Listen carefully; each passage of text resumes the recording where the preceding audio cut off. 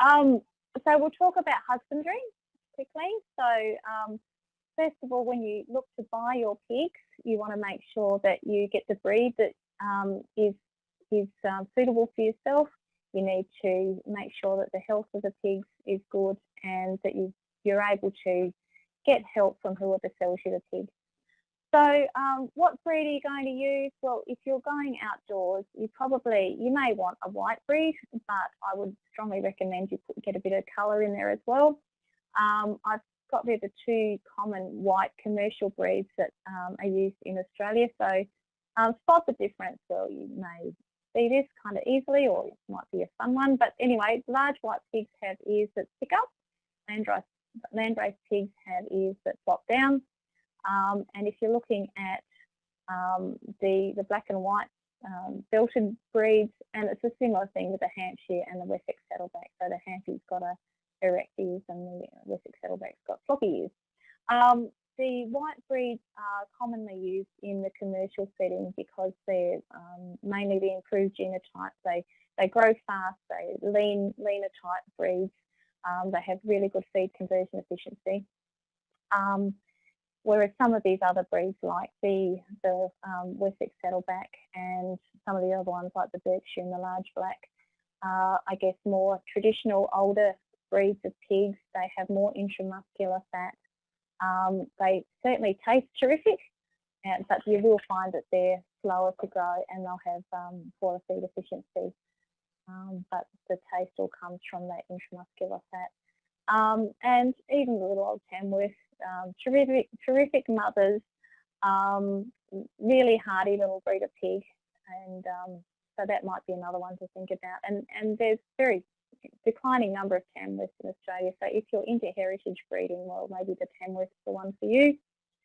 So just quickly looking at the life cycle of the pig.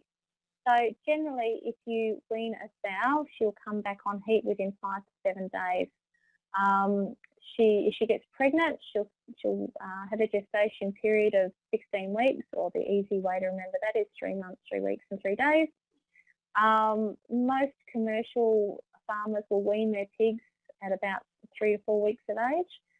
People that grow pigs outdoors, it's usually more like 6 to 8 weeks of age, just so that the pigs have got a bit more weight and they're a bit more hardy to survive being outdoors. And then depending on what breed you have, generally a weaner will be sort of up to about 10 weeks of age, a grower pig up to about 16, and a finisher. Most commercial people will sell their pigs at around 20 to 24 weeks of age. They'll start sort of pulling them out as the really heavy ones at about sort of 16, 18 weeks of age. So it just depends what your market is. In terms of housing pigs, you need to make sure that you have some shelter so that the pigs can get out of the elements, and particularly shade is important for pigs. So I've just got up here some pictures of various different designs of shelters. So here we've got a little shelter for sows and piglets. There's an eco shelter there for dry sows. There's a little farrowing hut there in a paddock.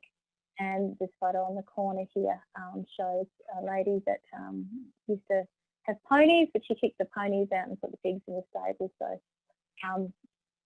really important that you have some decent facilities if ever you want to do anything with your pigs. I mean, this might be for trimming boars' tusks or preg testing sows or giving them vaccinations, but you need to have somewhere that's hardy to house your pigs when you want to do some sort of intervention with them. Remember that pigs are monogastrics, so they aren't able to really utilise grasses as well as sheep and cattle. You will need to provide them with some sort of supplementary feed, and you might look at making your own feed for your pigs. Remember that the feed that they use will be more efficiently digested if the grain's crushed. If it just is fed whole, it's going to go straight through the pig. Beware of contamination. So I'm thinking about moulds or weevils and that kind of thing. Or it's just as easy just to buy commercially made feed. Remember that pigs aren't great at utilising pasture.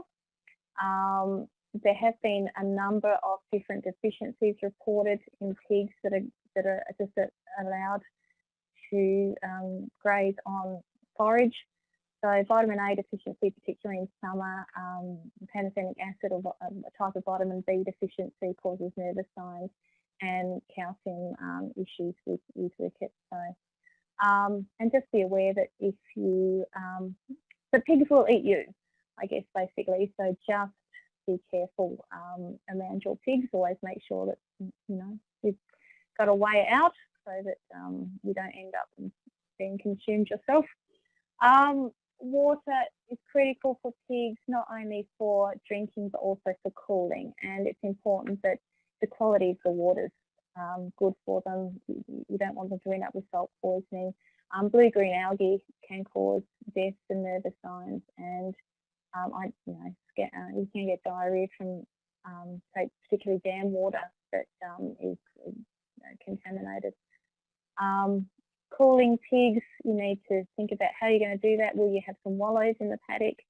Often pigs will tip the water out from the drinkers anyway and make their own wallow, or you might do like this little farm and have a spray device for the pigs to wallow in. But certainly you need to have some cooling, and just be aware of blue-green algae where you've got warm surface water.